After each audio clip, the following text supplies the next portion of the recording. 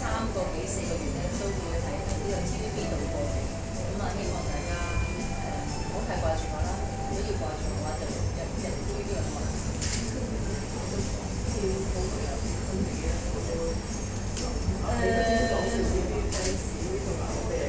係啊，我話講笑就話個男士俾我啦，但係其實講真，我又唔係心嘅。生日願望都話要揾一個願望，當然梗係冇啦，但係就唔係話想就有咯，我覺得都係隨緣啦。咁見到人哋結婚或者見到人哋嫁，應該又唔會話好合咯，不過會幻想究竟第時係會點嘅咧？咁我都幾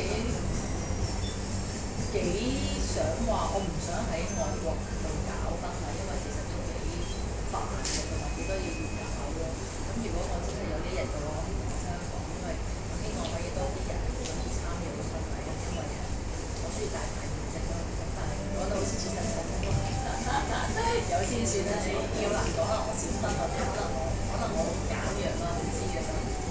但係我就唔想外國結婚，因為本身佢哋安排啲嘢同埋即係都幾辛苦咯，係啊，咁同埋都嘥好多心機同時間，所以我覺得服務問題，所以隨緣啦，唔知㗎。